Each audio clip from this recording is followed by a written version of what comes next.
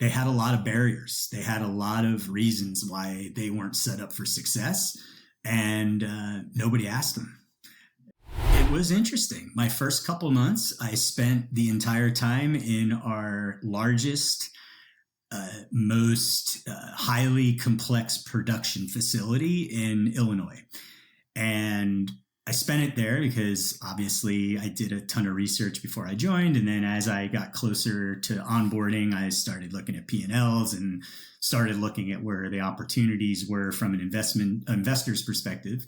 And it was obvious our Factor brand, albeit delicious and an amazing product, had some love that needed to be given to really drive consistency and quality, taste, and be financially viable.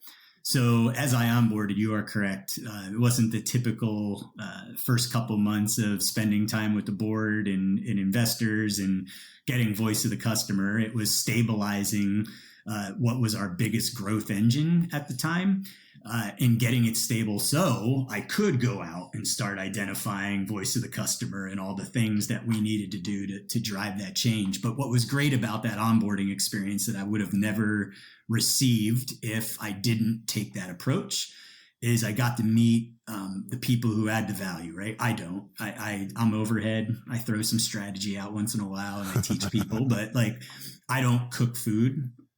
I don't portion the food. I don't map gas. I don't pack.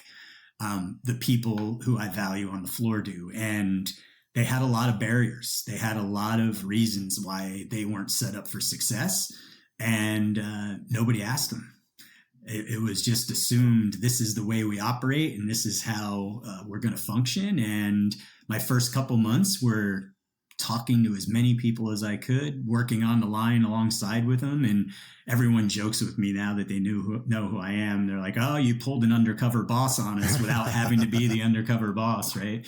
And but that's so valuable. When you understand what barriers are keeping your safety, your quality, your customer experience, and your cost at the optimal levels you're planning for as an executive, you're never going to be successful. You just really aren't. And I'm a firm believer in that. Am I always in the weeds? Do I micromanage? Heck no.